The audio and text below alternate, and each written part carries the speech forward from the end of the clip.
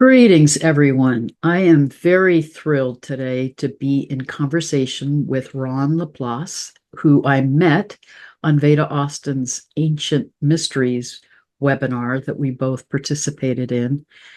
And we're going to be talking today about sacred geometry and sound healing and some of the phenomenal work that you do, Ron. Mm. So let me briefly introduce you and then we'll dive into our conversation.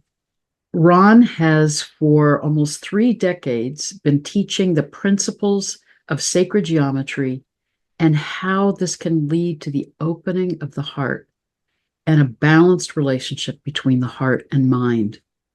He's a certified teacher of Awakening the Illuminated Heart and assists others to find their grounded center of being and purpose. And for 2 decades, he's also been teaching and developing new ways of working with sound to help us come back into balance physically, mentally, emotionally, and spiritually. And I'm just so excited about some of the cutting edge work that you're doing, Ron, with sound healing. But before we get into that, I would love to talk about you have such a deep understanding of sacred geometry and how that's woven into all of life. So can you talk some about how you got into that exploration and some of the insights that you've come to? Thanks, Heather.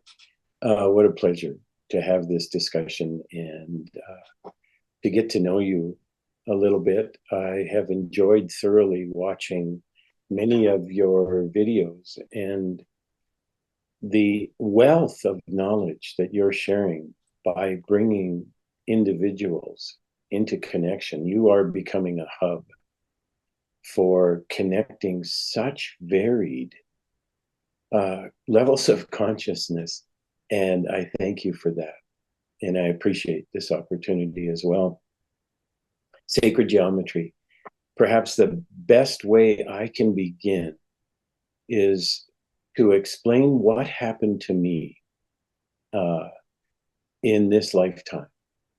At a fairly early age, at 18 years of age, I dropped out of university and entered a course of study in metaphysics.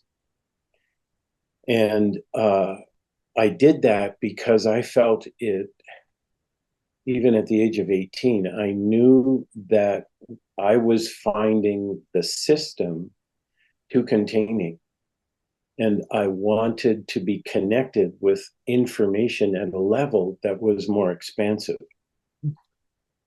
And so I went deeply down that rabbit hole. And of course, metaphysics is really the science of everything. So it's a big rabbit hole. And I ended up literally cramming information into my brain I'm going to mention that the shift in all this happened when I was 47. So that's almost 30 years. And that's literally what happened. I was cramming information into place. I came in contact with a line of information, and I'll mention names perhaps a little bit later, but what ended up happening was that was an introduction into sacred geometry. And we'll talk a little bit about what that might mean. What ended up happening for me in that journey was through the connection to sacred geometry, something happened, and I'm going to describe it literally the way it happened.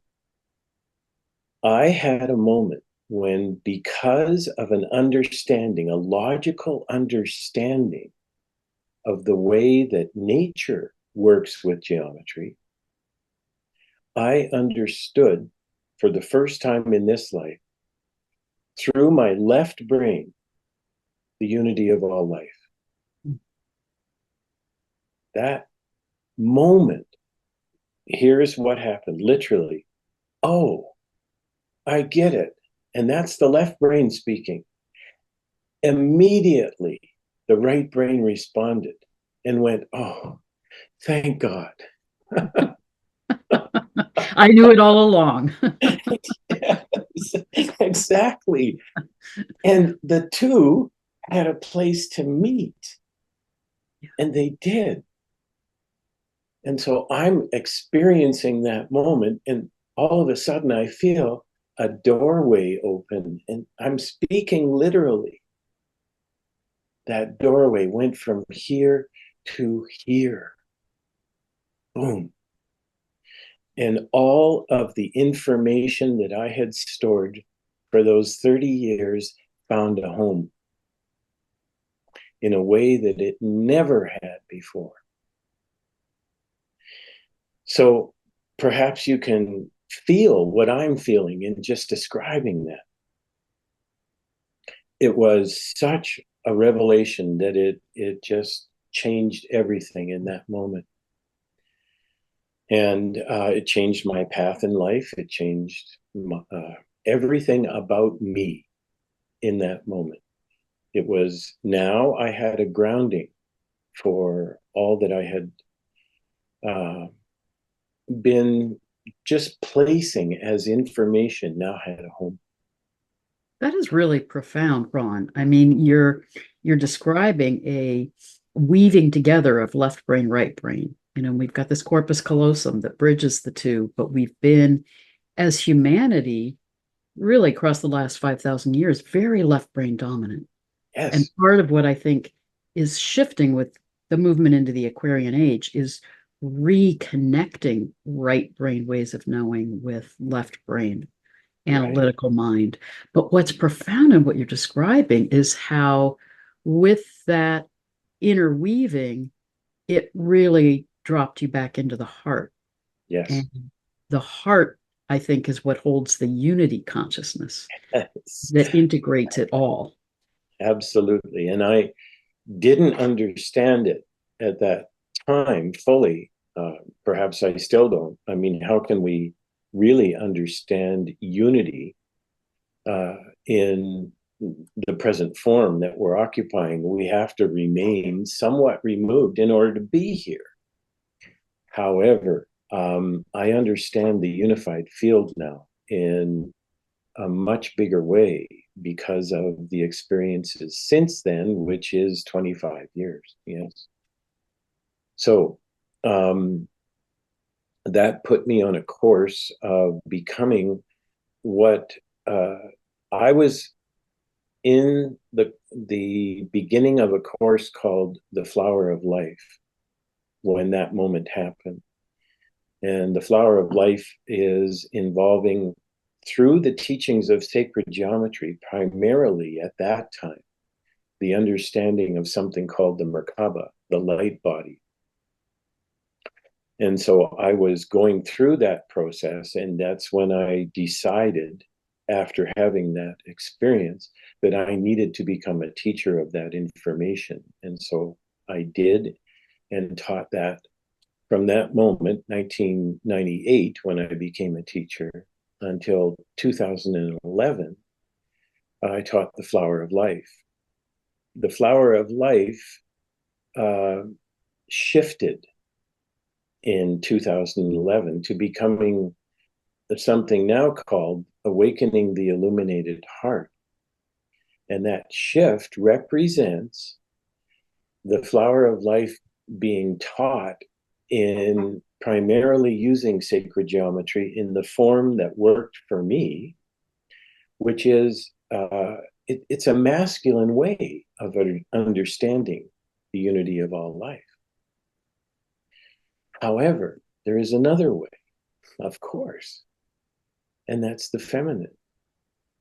And so this is interesting. This course that I teach now, called Awakening the Illuminated Heart, was originally taught in the early 1980s. And at that time, the information was brought out in this feminine way. And what they found out very quickly was that the feminine, women primarily, got the information. But the masculine, men primarily, did not. They couldn't get it. for the precise reason that I described. My left brain needed to know something. It needed to trust something. It needed to be able to join together with this other side and say, oh, together we can understand something. And it wasn't until 2011 that consciousness was ready for the information that originally taught in the early 1980s to come out again in that feminine form. Consciousness is now ready for that. That says something about what's going on now in life. So you're talking about more right brain ways of knowing versus left brain ways of knowing when you talk about that feminine, masculine? Is that what you mean? Yes, and I'll describe that even in more detail. Doing the Merkaba, the activation of the light body in the left brain way, actually meant that it was done through the mind, which was primarily, this is a whole discussion. I don't know if this is where you intended to go today, but here we are.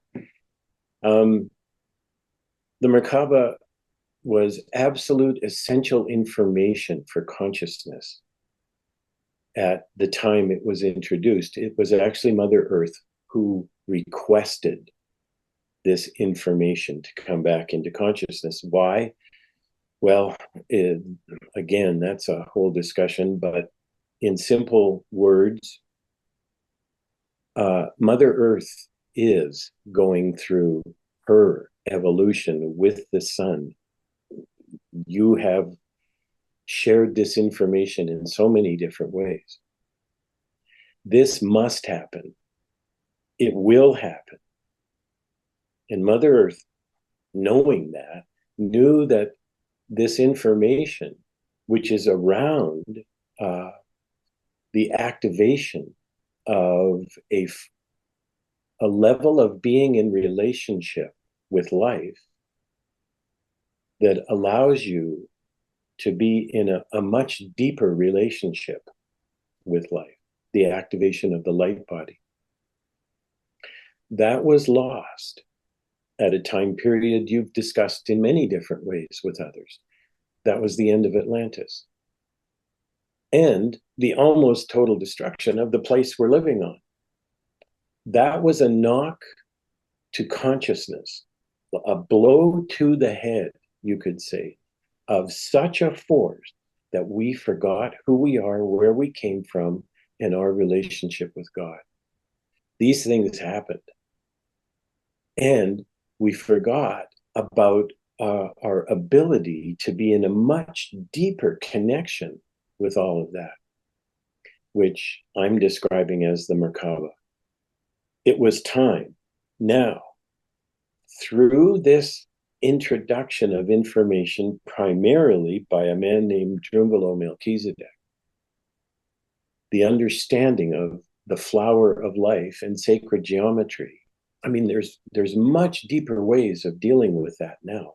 Drunvalo narrowed it down into really lovely basic form, which is the way that I had my awakening, and so many others did as well.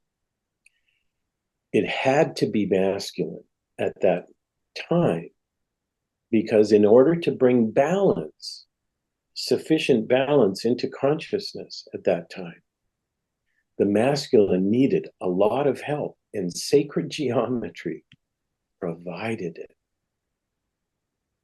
And can you talk more, Ron, about the sacred geometry of the flower of life, which, is so profound? And part of what you're talking about is the fall of Atlantis that occurred. And as you know, I talk a lot about the precessional cycle and how that relates to the Yuga cycle, the time of ascending consciousness and descending consciousness.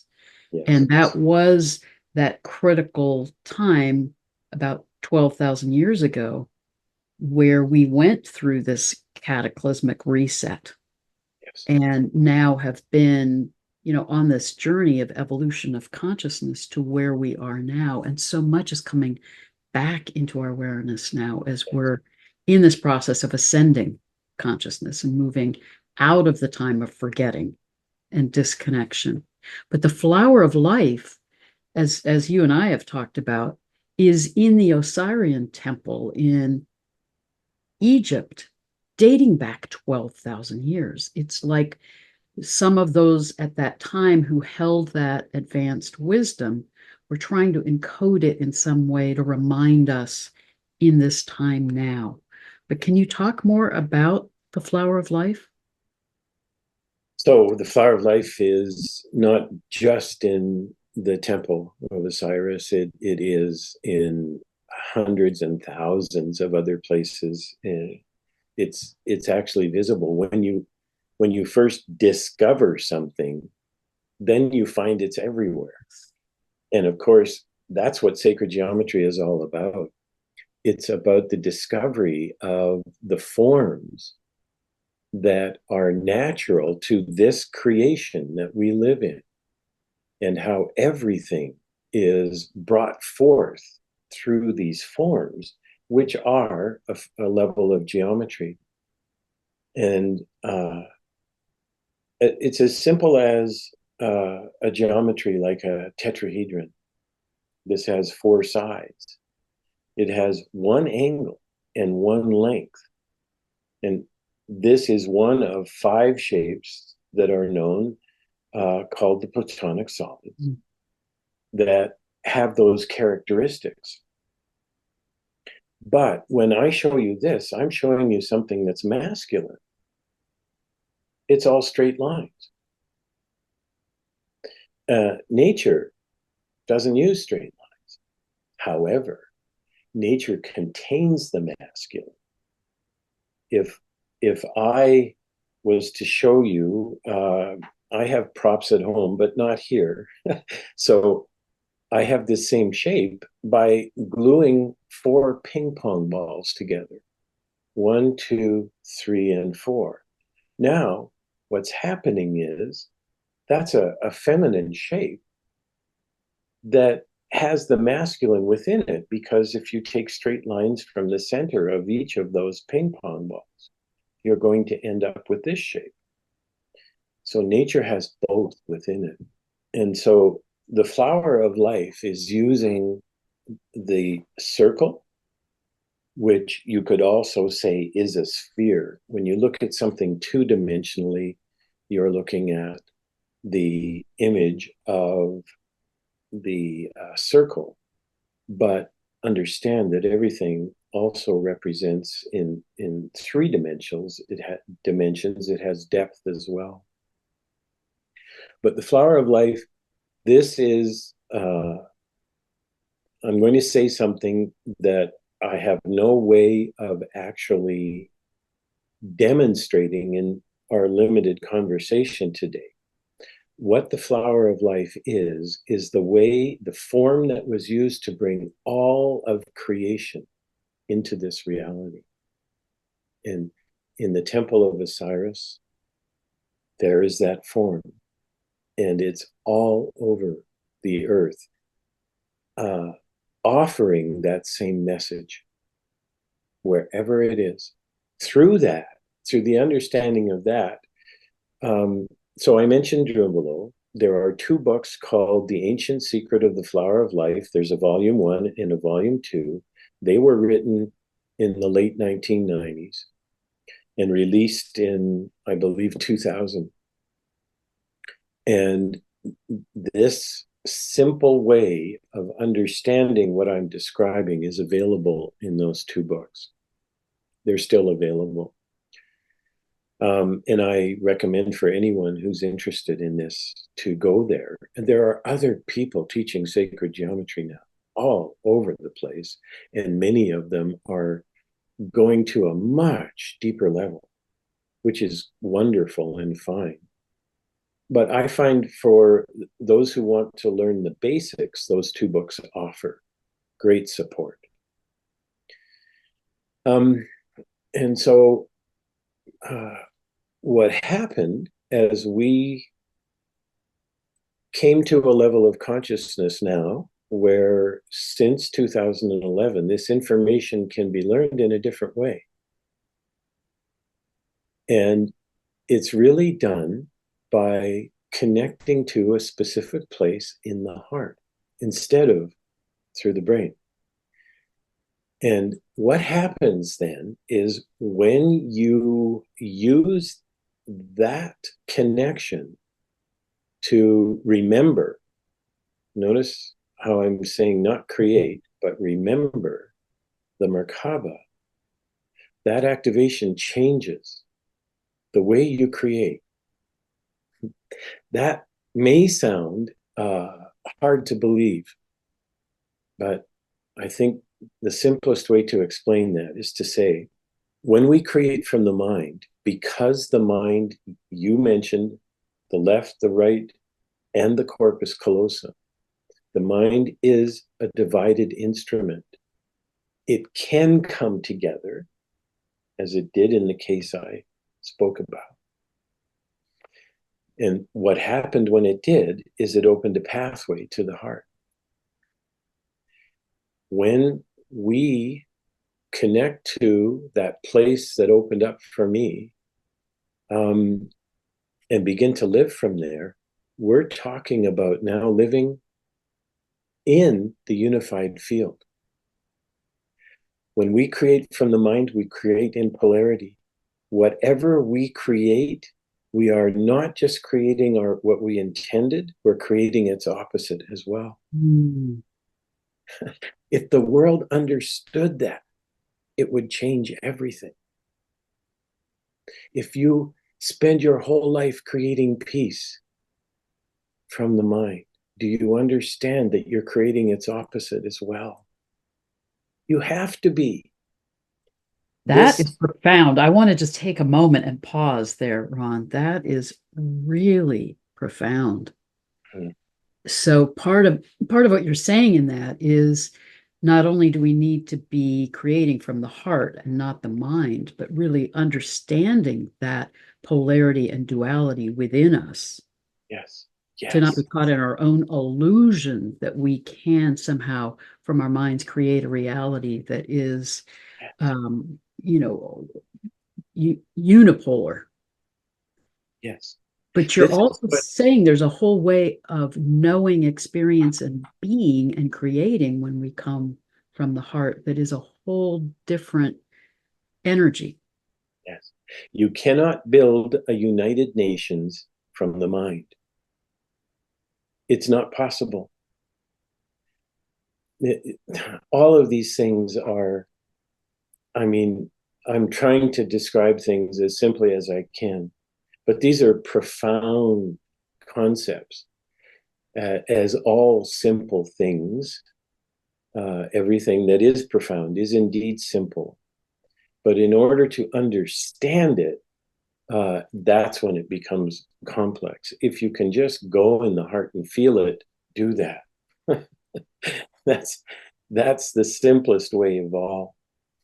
When we create from the heart, we are creating from the unified field.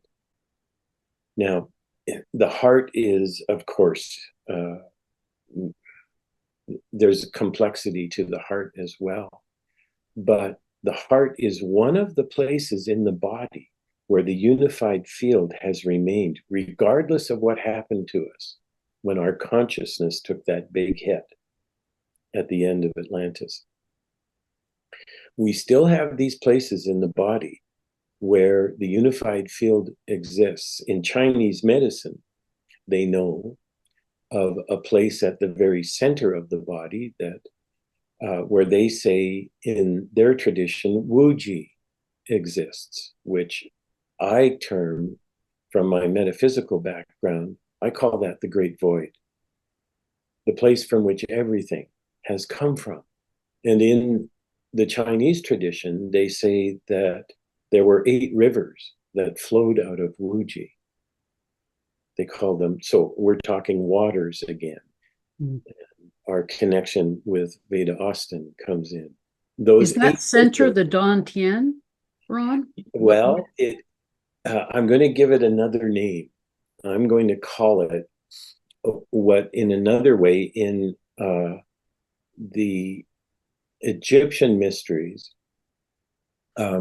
is known as the 8 original cells, because it's the place that in the 3rd cellular division you end up with. I'm going to show a little progression here. If it's okay, I'll do a share screen. So what you're looking at is what's going on in the womb after the zygote splits into 2 cells and then into 4. They form a geometry. And if you really want to go into this and look at, let's say, laser microscopy, or the photographs that are taken at a very small form, you'll find that this is documented in science. It's not just an amorphous blob as it's forming. This is happening in geometric form. And right in this particular grouping, you're looking at a tetrahedron, that little shape, and it's got the point facing downward. It can point one way or the other, and that determines the sex. Well, okay, I'll move to a different photograph now. So now you're seeing an image where the 4 cells now have split into the next level, 8 cells. And so you're looking at 3 dimensions in a 2-dimensional image here. And those 8 cells pack together in a shape called a star tetrahedron, where the 2 tetrahedrons have united together. And so in Chinese medicine, they talk about, so I'm going to get rid of this for now. They talk about Wuji. They talk about the 8 rivers that flow from Wuji. And they give them a name. They're called the 8 extraordinary vessels. And they are indeed extraordinary, because they are the pathway in of course, the I Ching. They're the Bagua. They're the 8 original pathways for the formation of the energetic and the physical body. And of course, then you can go further out in the I Ching to the 64 pathways, and through the source that you told me about, Robert Comer. He was talking about the addition of another octave, another 8. Anyway, so we have from source, Wuji, the great void, we have these 8 pathways. Well, in the formation of the physical body in the womb, the zygote becomes the 2, becomes the 4, becomes the 8. And when it's 8, it forms, in the masculine form, the star tetrahedron, 8-pointed star. And so the 8 is common. Those 8 rivers become 8 cells. And that, in the Egyptian mystery school, is known to be the foundation for everything that we are in this form. Just as in the Chinese way, the 8 extraordinary vessels are known to be that.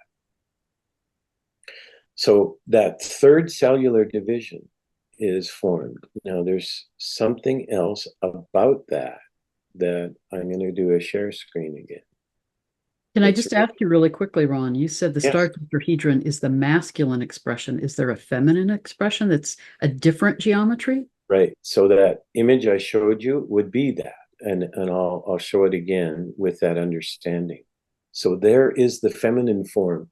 Within the zona pellucida in the womb, those 8 cells now are the feminine form of that.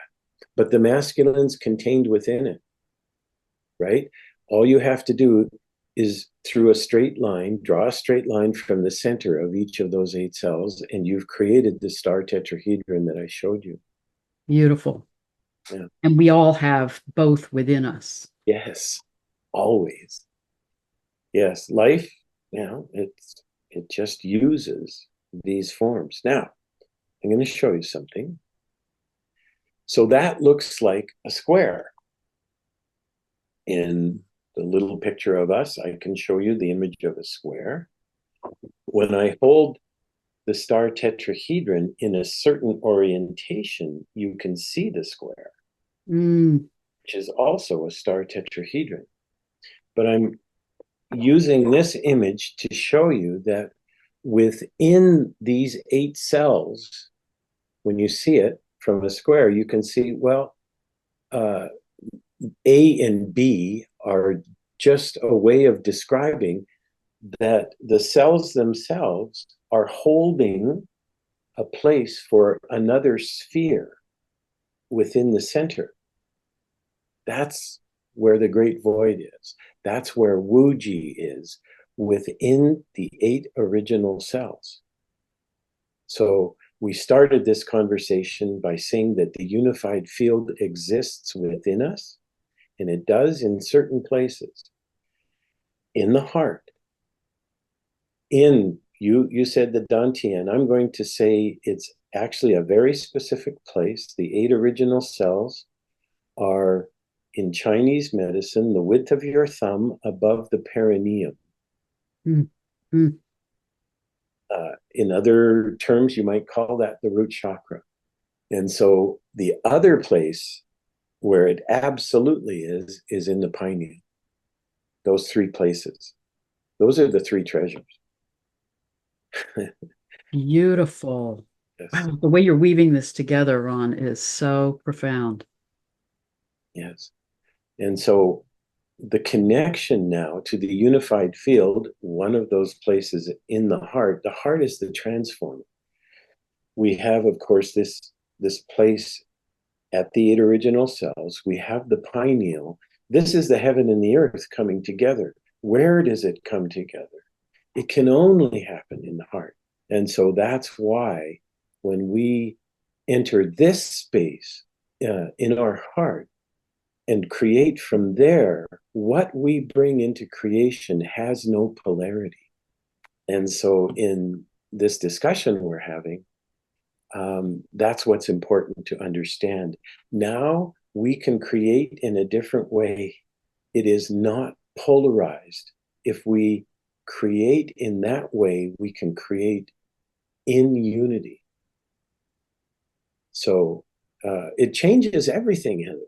It changes everything. It changes how we create. And it also, from my perspective, and the research that I'm exploring through the Heart Math Institute, it changes how we know and how we experience the reality around us. I mean, some of the cutting edge research that they're doing, which I'm sure you're aware of, is blindfolding people, having them awaken and tune to the heart. And they're discovering, you talk about the connection with the unified field, they're discovering that people can know what's going on around them, colors of things that are presented to them, or shapes, by attuning to that knowing through the heart. Yes, indeed. So Heart Math is one of the organizations that is assisting the left brain to understand the unity of all life. And this is what consciousness needs in order to be able to make that connection that I described, where the left and the right brain can come together and agree on something which allows us to drop into the heart. And so all of these methods, all of these things, all of the guests you're talking to in one way or another are doing the same work that I'm doing. Yes. And that is to help consciousness feel safe enough to drop into the heart.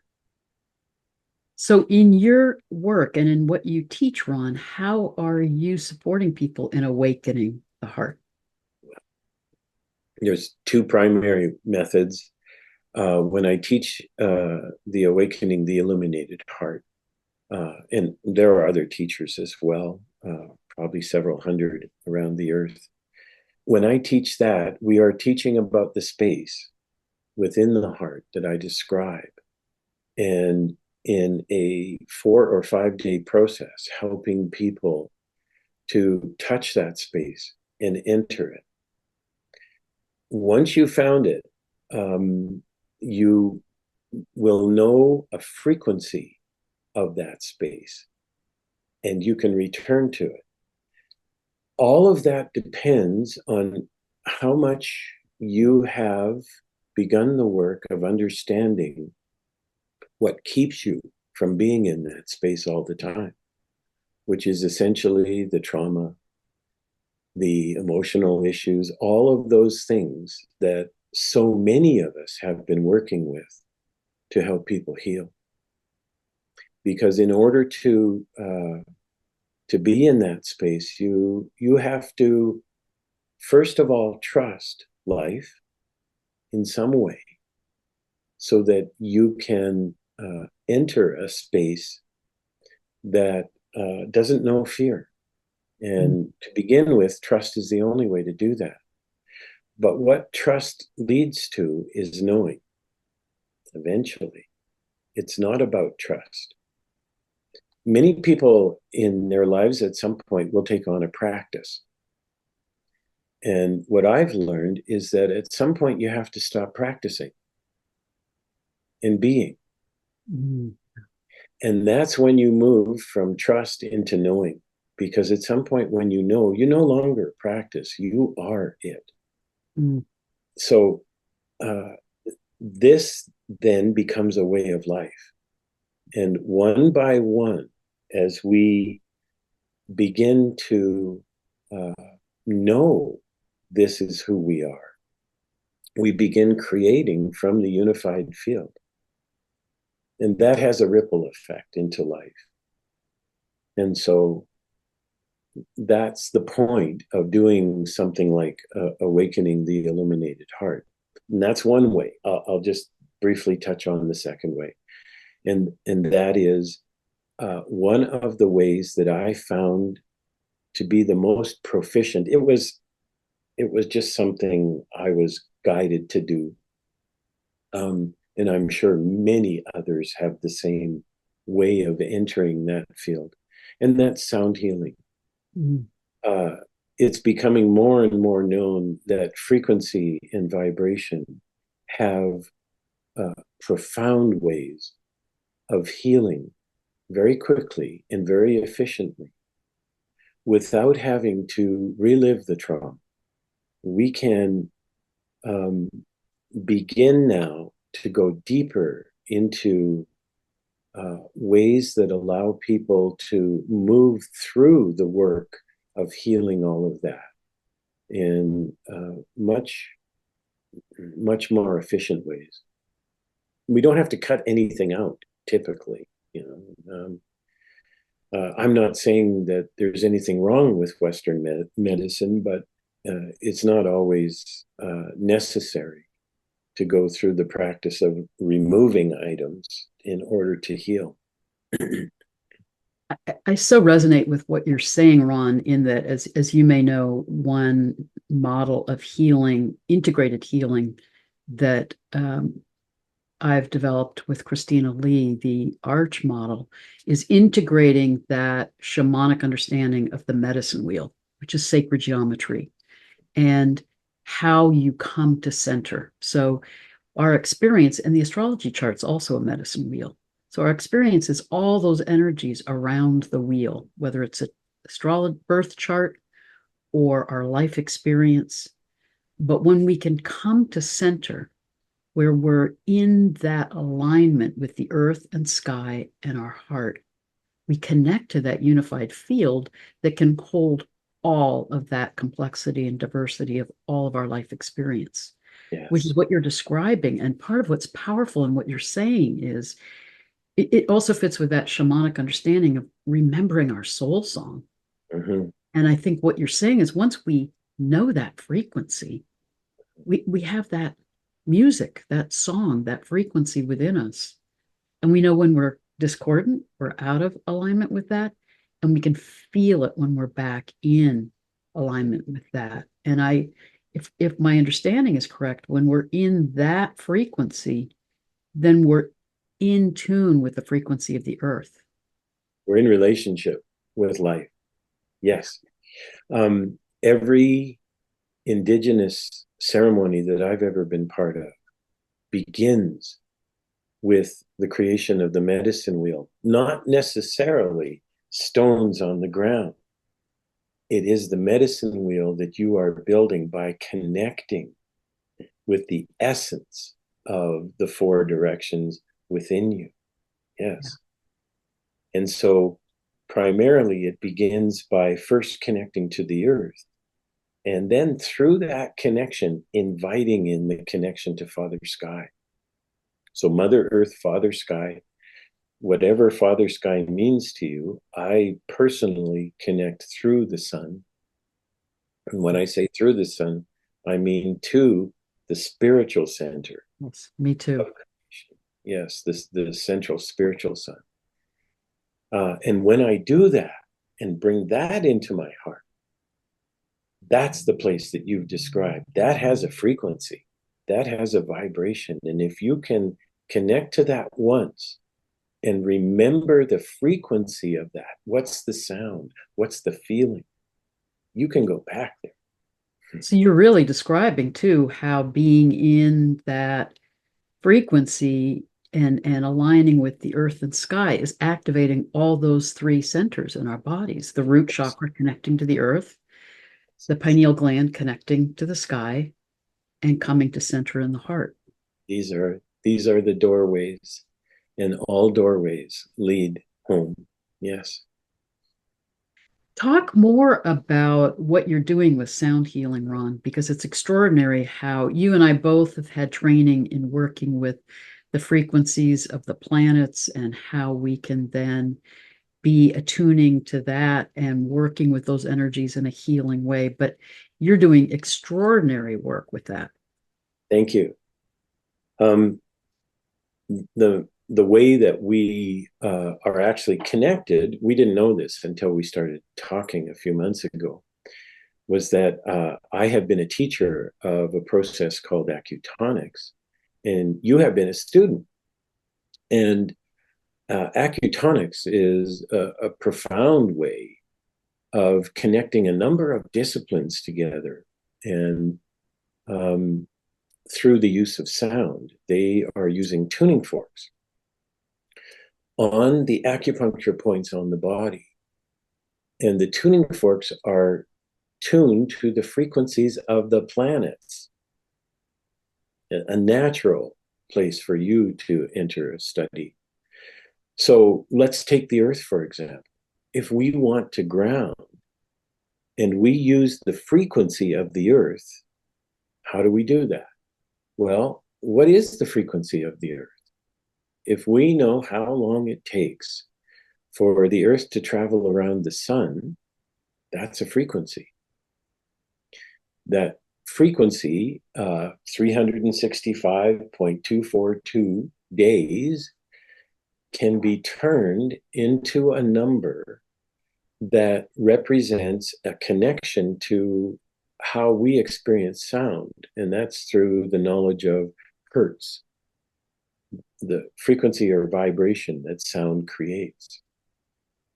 When we know that, by knowing the number of how long it takes for the earth to go around the sun, we can create how we would hear that sound by simply changing octaves. We start with that very big number, 365 and a quarter. It's turned into seconds. That becomes an enormous number. And then we simply change its octave. You divide in half, you've moved it an octave. You do that so that you come into the range of hearing, and then you find a tone then that becomes the base tone, the base frequency. And for the Earth, that tone is 136.1 hertz. You can, if you wish to, you can take that down an octave into another octave lower to 68.05. Now, when people hear that sound, you probably noticed this when you first connected to that sound yourself. Maybe let me know what you experienced. Many people are saying, oh, well, that's Om. And you know what? It is. Because all over the earth, whether or not people knew the math of it, they had found the same thing. Did the Aborigines do their original didgeridoo, which was tuned to that frequency? Did they do that using math? Or did they connect to the heart of Mother? Yes. And knew the frequency. Did the Indians, when they did the drone string on the sitar, did they do the math? They may have, because they had really sophisticated mathematics. Or did they connect to the heart of Mother? And so when you understand that, well, then you can go throughout the heavenly bodies and do the same thing. All you have to know is how long it takes either for a heavenly body connected to our sun, how long does it take for it to go around the sun? And you can create a frequency for that. And so Acutonics did that for a number of things and connected it by applying those frequencies to the acupuncture points on the body for treatment, using not just the information of Chinese medicine, but connecting it to the information of what you would call the mythology of the planets. Mm-hmm. What are the archetypes? They're archetypal energies. Yes. Yes. And so it's a beautiful marriage. And for a long time, I taught that information as well. And then at a certain point, something else happened when I realized I had been teaching Acutonics, and in most of my classes, at some point, I would say, I'd hold a tuning fork and say, at some point, we're going to drop these and begin to use these. And so it came time for me to do that. And what I did was I created a way for making the massage table that I was using, making that the instrument that delivered the frequencies. So the massage table now becomes a speaker that people are laying on. And the frequencies are not coming from the instruments of the tuning forks. It's in the table. They're being played through the table. So the whole body is being influenced by the frequency. And bathed in that frequency. Yes. And I use these to make the human-to-human connection on the acupuncture points. And the method that I do that involves the use of the 8 extraordinary vessels of Chinese medicine, going into a direct connection to the 8 original cells at the root chakra, and what's at the center of those. That's probably the most important thing I can describe. So again, I have this image. I'm going to actually show just a little 15-second movie and just watch what happens. These are the 8 original cells, and watch what happens.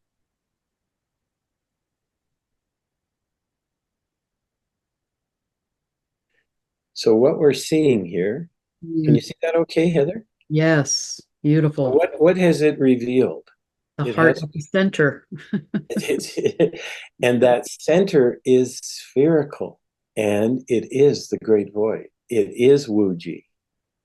Wow. And so when I'll stop sharing again.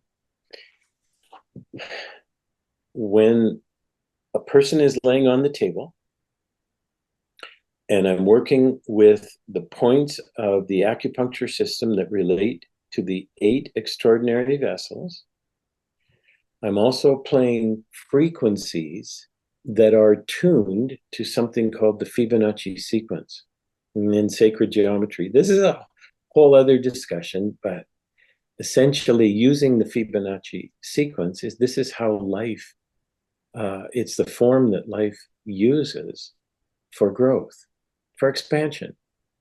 And so it uses the form of the spiral, and the spiral is everywhere in nature.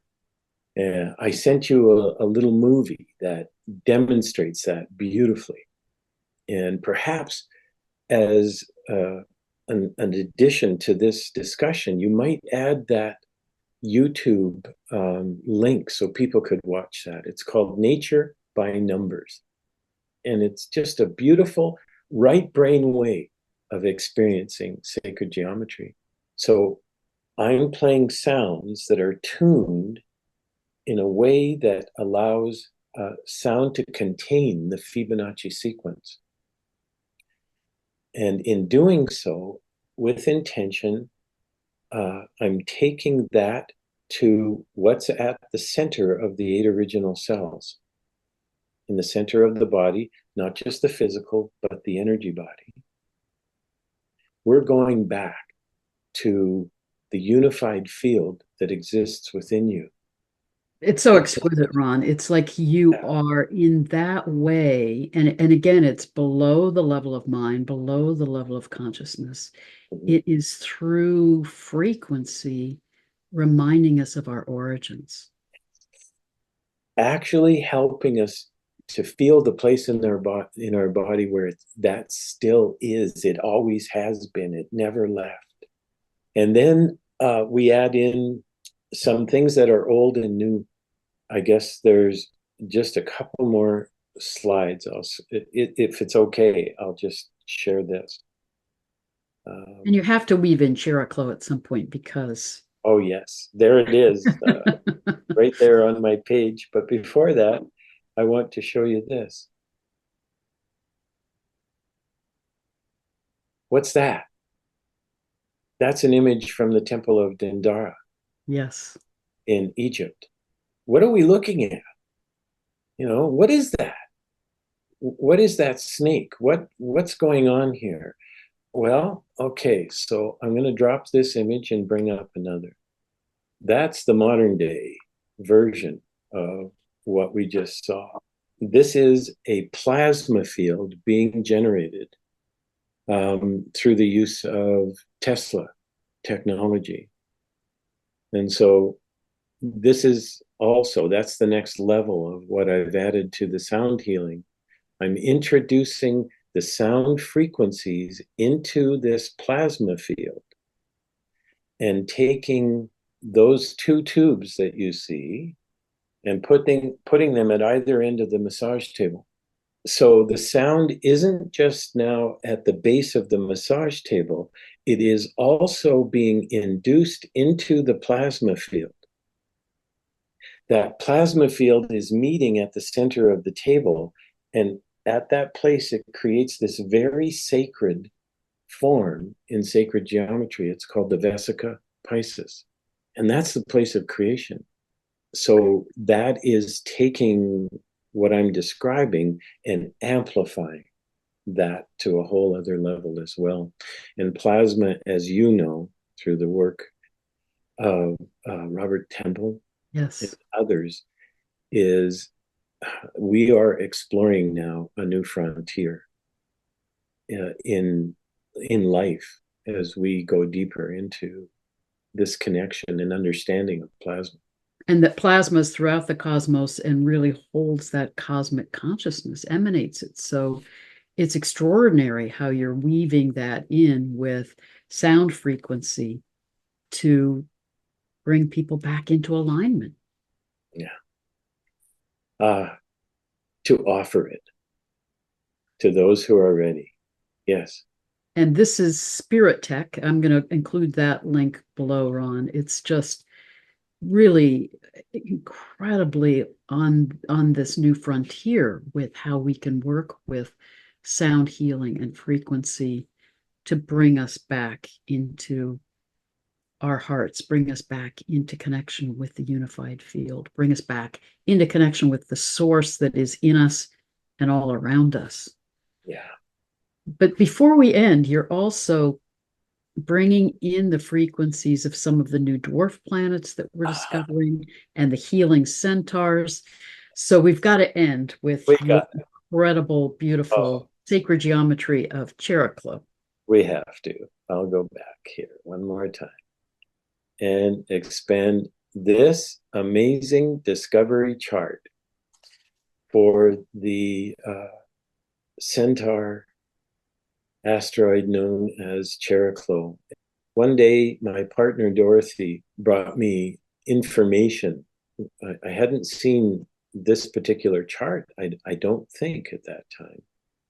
But she brought me the information on Chariklo, and we were working on a workshop that would introduce new ways of conceiving and working with the masculine and feminine healing. And I didn't get it at that time. I just wasn't ready. But several years later, I saw this image and the lights came on. Everything I've discussed today, in some way, is contained within this image. And this is the discovery chart for Chariklo. Who is she? Well, Heather, you're perhaps much better at explaining that, but essentially, she's the wife of Chiron. She was discovered in 1997. So we already had Chiron discovered 20 years previously, and he became famous as the wounded healer, and his archetype is deeply entrenched into what happened in our consciousness since then. And now she comes on the scene quietly. And when I saw this image and I realized the star tetrahedron is contained in that image beautifully, that's a message for me. This is when I started to understand that Chiron and Chariklo, in terms of astronomy, they live close together, just beyond Saturn. She's his wife. If it wasn't for her, he couldn't have done what he did in his journey. These have become the archetypes for what I am now working with as the potential for healing between the masculine and feminine. And she holds a special place in my heart. Yeah. It's so beautiful, Ron, because they do integrate then a more masculine energy of healing with a more feminine energy of healing. And Melanie Reinhardt and I just did a whole conversation about the healing centaurs and the different orbits of Chiron and Chariklo. But what's so extraordinary about her energy, it is about holding sacred space. It is about bearing witness and that power of holding the energy of truly hearing and seeing the other. Yes. And from my perspective and my experience as a clinical psychologist, when you're in that frequency, there is just this healing energetic field that emanates. It is about coming back into the heart and emanating that energy of love and healing that holds and affects everything around you. Just before we came on, we talked briefly, and I mentioned just how much I've come to understand the operation of something I call right divine time. And the introduction of Chiron and now Chariklo into consciousness. This is all perfect timing. And of course, now you and Melanie are starting to describe more about some of the other centaurs. All of this information, this is a beautiful play that is being revealed as we go deeper into all of this. So beautiful, so powerful, and so such a reminder that we are held and guided and supported in this transition that we're in, and this transformation into being beings of light, Homo luminous ones. Ron, we will talk again. You have such wisdom and such amazing knowledge to share, and I'd love to do a conversation with you again. But thank you for what you've shared today and for the profound work that you're doing. What an honor. What an honor just to talk with you at any time, Heather. Right. Well, blessings to you and And blessings and love to all of you in the community. Thank you.